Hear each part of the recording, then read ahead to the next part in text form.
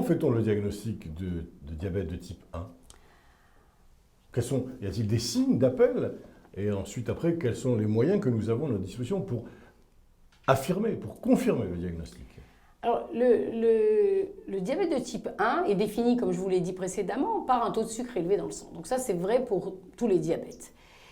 Il y a certaines particularités au diabète de type 1. Le fait qu'il est plus fréquent chez les enfants et chez les personnes jeunes, mais il peut aussi apparaître à l'âge adulte.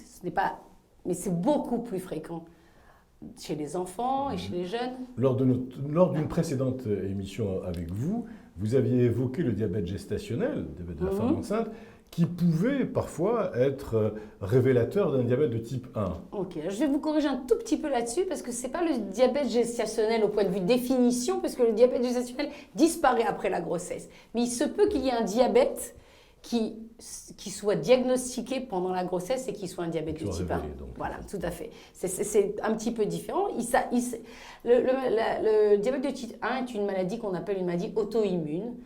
Alors c'est un grand mot pour dire que toutes nos capacités de réagir au monde extérieur, au lieu de se tourner vers le monde extérieur, se tournent vers certains de nos organes. Et dans le cas précis du diabète de type 1, nous fabriquons des anticorps qui détruisent petit à petit les cellules qui fabriquent l'insuline, qui est l'hormone qui nous permet de rentrer le glucose dans tous les organes.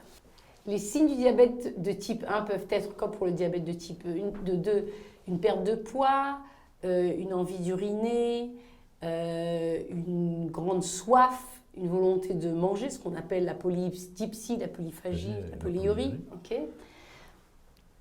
En général, les taux de glucose que l'on diagnostique au début de la maladie sont souvent plus élevés que ceux que nous voyons avec le diabète de type 2. Mais pas toujours, donc ça ne nous permet pas toujours de faire la différence. Comme je vous l'ai dit précédemment, l'âge de la personne peut nous aider, si elle est mince ou pas, mais il y a aussi un facteur qu'on peut avoir dans l'anamnèse en posant des questions, qui est que la plupart des gens qui ont un diabète de type 1 n'ont pas beaucoup de gens qui ont un diabète dans leur famille, contrairement aux gens qui ont un diabète de type 2. Donc c'est encore un autre facteur.